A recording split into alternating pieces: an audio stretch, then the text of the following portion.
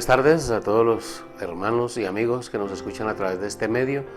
Una vez más estamos con ustedes compartiendo la palabra del Señor y damos gracias a Dios por esta nueva oportunidad que Él nos brinda de poder estar delante de su presencia ante todo y también delante de ustedes compartiendo este mensaje de vida.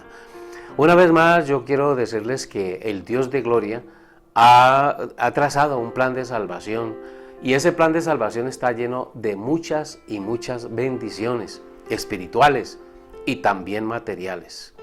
Puede ser que los ánimos de algunos estén calientes, por decir algo en este momento, pero yo vuelvo y repito, nada de esto es un invento mío. Es la Biblia, es el Evangelio, es la palabra de Dios. Y yo creo que cada persona que se ha comprometido con Dios a predicar su palabra debe de asumir sus responsabilidades. Cuando uno hace un contrato de trabajo con un patrón, cualquiera que él sea, uno adquiere responsabilidades con ese patrón. A uno no lo contratan para hacer lo que a uno le dé la gana, a uno lo contratan para hacer lo que ese patrón necesita que uno haga. De igual manera es con Dios. Si usted y yo nos hemos comprometido con Dios a predicar su palabra, a ser obreros de su viña, pues nosotros tenemos que hacer lo que el Dios de gloria nos ha puesto a hacer. Y en lo que a mí respecta, yo sé que un pastor, un predicador del Evangelio es llamado para predicar la verdad. Dependiendo de con quién haya hecho el pacto usted, si usted lo hizo con una religión, bien, usted tiene que predicar lo que su religión le diga. Si usted ha hecho el trato con una iglesia, usted tiene que hacer lo que su iglesia le diga. Pero si usted ha hecho un pacto con Dios, usted tiene que hacer y decir lo que Dios le diga. De manera que entonces cuando nosotros hablamos del Evangelio, mi trato con Dios es predicar esta Biblia, es predicar este Evangelio, es poner en alto este verbo, esta palabra de vida. El Señor Jesucristo dijo: las palabras que os he hablado son espíritu y son vida. Si algunos se sienten agraviados, pues yo qué les puedo decir, no, examinarse, examinar cada uno la vida y examinarse también a quién le está trabajando usted, quién es su patrón. ¿Quién es su patrón? ¿Un obispo? ¿Un papa? ¿Un sacerdote? ¿Un presbítero? No sé quién es su patrón, pero si su patrón es Dios, si su patrón es el Espíritu Santo, si su patrón es el Señor Jesucristo, entonces usted tiene que vérselas con esta Biblia, porque Él está 100% dentro de estas palabras. Él es el verbo de vida, Él es la palabra de vida, y entonces nuestro compromiso es con Él. Vamos a seguir entonces hablando acerca de la economía de la iglesia del Señor, la economía del pueblo cristiano, la economía del pueblo de Dios. La Biblia dice que nosotros somos real sacerdocio, gente santa y pueblo adquirido por Dios para anunciar las virtudes de aquel que nos llamó de las tinieblas a su luz admirable. Somos un reino dentro de otro reino. Somos el reino de los cielos dentro de un reino de mundanalidad y de pecado. Tenemos que ser diferentes. Nuestras vidas tienen que ser diferentes. Nuestro idioma es diferente. Nuestra política es diferente. Nuestra economía tiene que ser diferente. Así que la economía del pueblo de Dios debe ser más próspera que la economía de cualquier otro pueblo. Porque dice la Biblia que ningún otro pueblo tiene leyes tan perfectas, tan justas y tan especiales como las que tiene el pueblo de Dios. El Señor le dice al pueblo de Israel: ningún otro pueblo tiene leyes como las que ustedes tienen. Las leyes que nosotros tenemos son incomparables, son gloriosas, son grandes.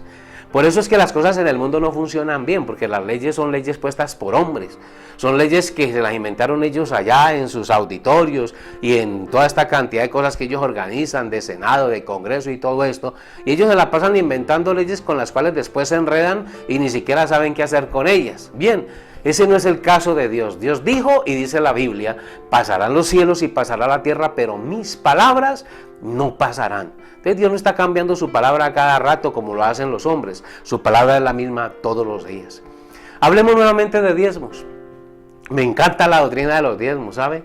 Porque es que es una bendición gloriosa diezmar. Es una bendición gloriosa darle a Dios algo de tanto que Dios nos ha dado a nosotros. Yo quiero que miremos al primer hombre que habló de diezmos en la Biblia, a Abraham. Abraham es el primer hombre que da diezmos. Capítulo 14 y el versículo 17 del libro de Génesis. Dice la Biblia: cuando volvía de la derrota de Kedorlaomer y de los reyes que con él estaban, salió el rey de Sodoma a recibirlo al valle de Sabe, que es el Valle del Rey. Entonces Melquisedec, rey de Salem y sacerdote del Dios Altísimo, sacó pan y vino. Me llama mucho la atención que aquí no es Abraham el que le da al sacerdote primero. Cuando yo hablo pues de los sacerdotes de Dios, note que Abraham no le da los diezmos a Melquisedec primero. Primero Melquisedec le da a Abraham pan y vino, teniendo en cuenta que Abraham venía de una guerra y de una lucha contra unos reyes paganos.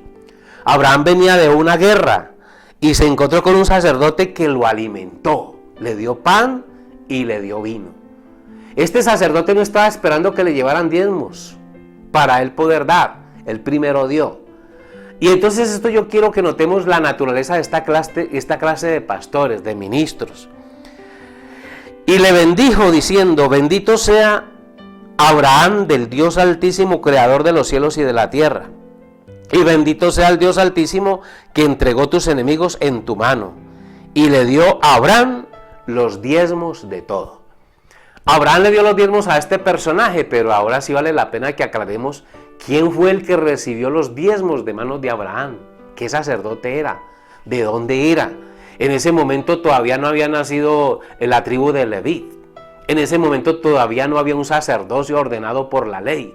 Pero aquí habla de un sacerdote que viene por un orden distinto, un orden extraordinario. El Salmo 110 dice: tú eres sacerdote eternamente según el orden de Melquisedec. Hay un orden sacerdotal que es un misterio.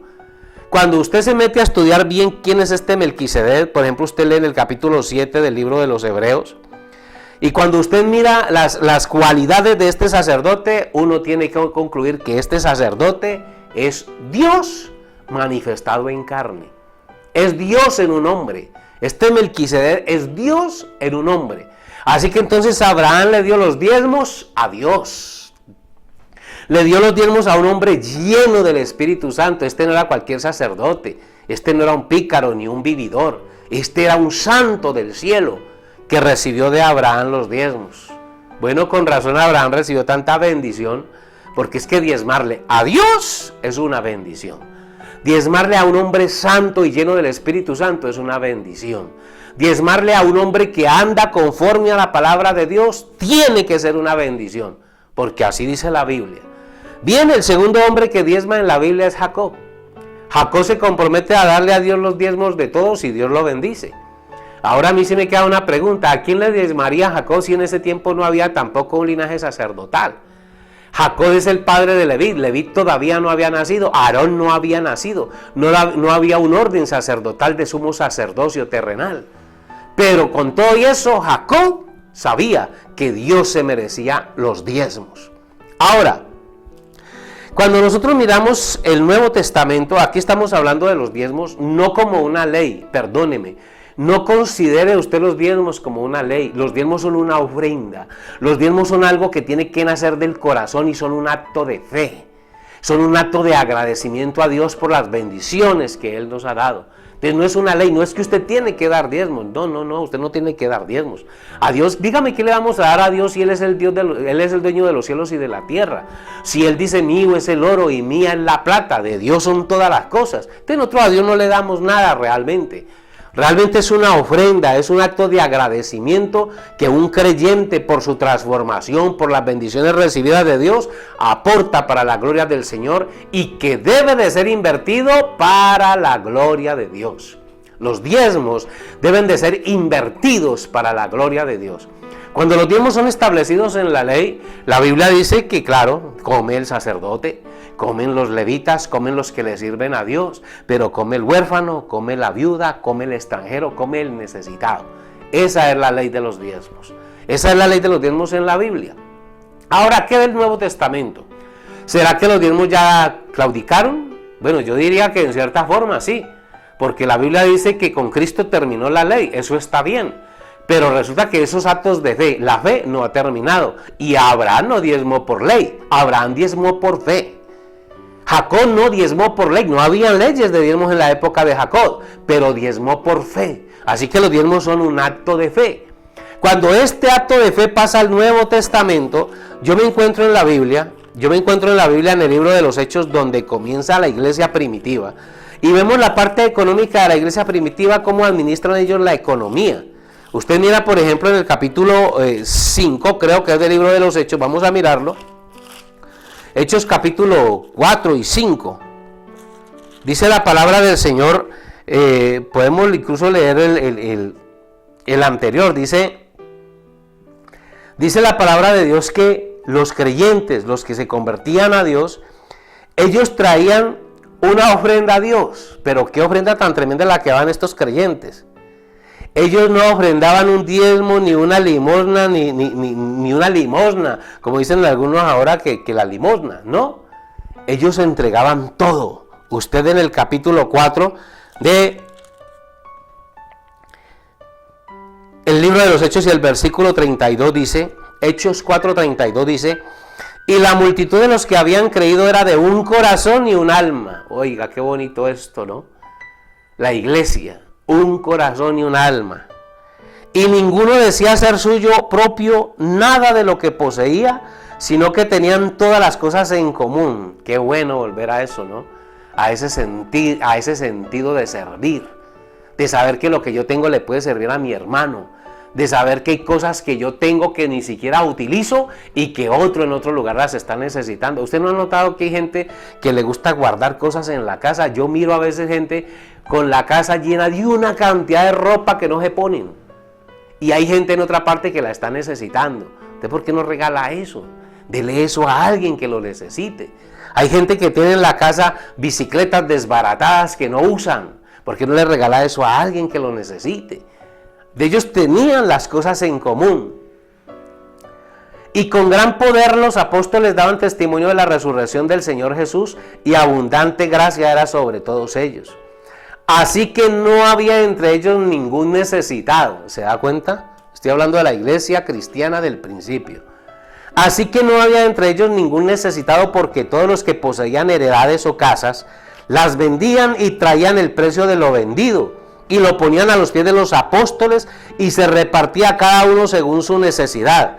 Bueno, yo la verdad, esto, si yo me pongo a predicar esto en público, yo creo que de pronto el gobierno se me viene encima diciéndome que yo estoy obligando a la gente a que venda su casa y todo y lo traiga a los pies, nos lo traiga a nosotros para repartirlo entre los pobres. No es eso lo que estoy diciendo, pero la Biblia sí dice eso, ¿verdad?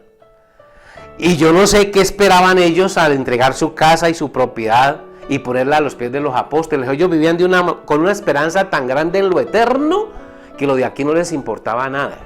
Ellos vivían con la mirada puesta en las cosas de arriba, que lo de aquí no les interesaba nada. Bueno, yo no les voy a decir a ustedes eso, pero ustedes sí pueden dar una ofrenda. Ustedes sí pueden dar un aporte para la obra del Señor. Ustedes sí pueden ayudar a los pobres. Ustedes sí pueden ayudar a los necesitados. Por favor, si Dios lo bendice a usted, por Dios, hágame caso, por amor a Dios, lo que le voy a decir. Si Dios lo está bendiciendo a usted y usted pasa por donde hay un necesitado, por favor, no sea indiferente. Cuando usted vea a esos ancianos botados en las calles, no sea indiferente. Cuando usted vea a esos niños en la calle con sus padres pidiendo limosnas, en este momento que Colombia está lleno de venezolanos necesitados, profesionales necesitados, que han tenido que pedir limosna a este país, porque en su país hay una miseria peor que la que pueda tener cualquier país en el mundo. Por favor, no sea indiferente. No sea indiferente ante eso. Dele algo. Si usted tiene en su bolsillo cómo darle para el pan de ese día, por favor, dele algo. No le dé 500 pesos, no le dé 200 pesos. Dele siquiera para un almuerzo. Si usted puede hacerlo, hágalo. Si usted tiene en su bolsillo, hágalo. Y si le puede dar más, hágalo. Si no tiene, bueno, pues ni modo.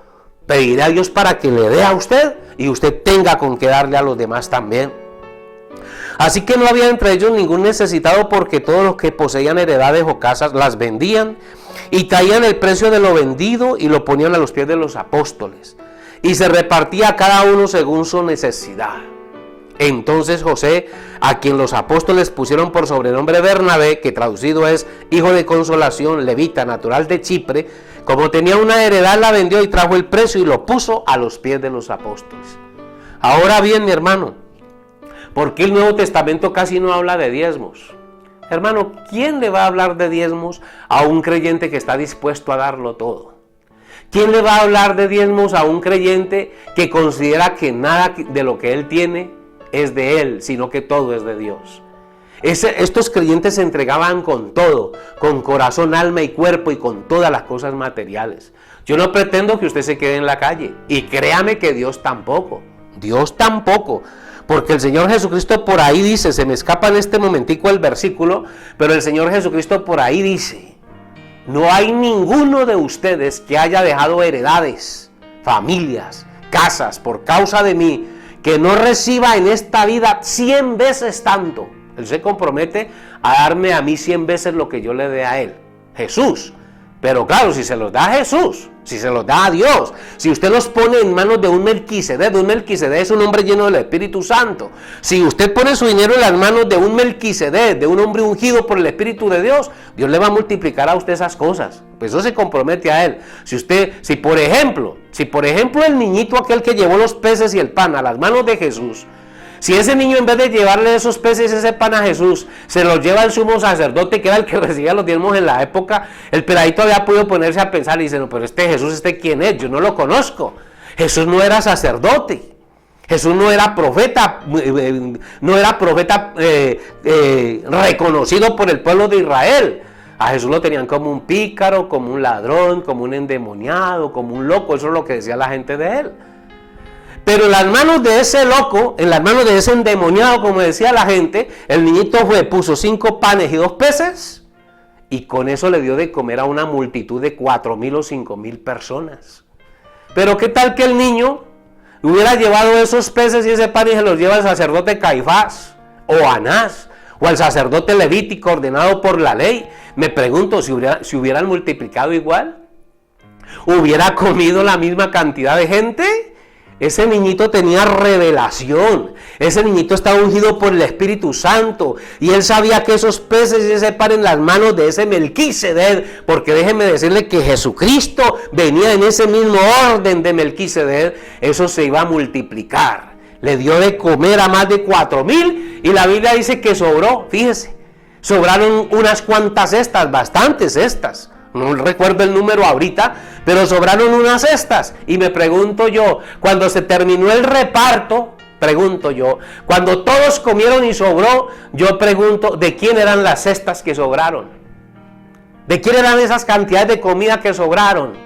Yo puedo ver por la fe a Jesús llamar al niño que trajo sus 5 peces, sus 5 panes y sus 2 peces, y le dijo: mi hijo, vea, eso es suyo. Eso fue lo que usted puso en las manos de Dios. Eso fue lo que le dio de comer a toda esta multitud, y quedó eso. Oh, qué cosa tan tremenda cuando usted pone su ofrenda en las manos del Dios vivo. Qué cosa tan tremenda cuando usted ofrenda para el Dios del universo. De manera, mi hermano y amigo, que necesitamos revelación del Espíritu Santo para diezmar, para aportar y para respaldar el ministerio de esta palabra. Dios les bendiga.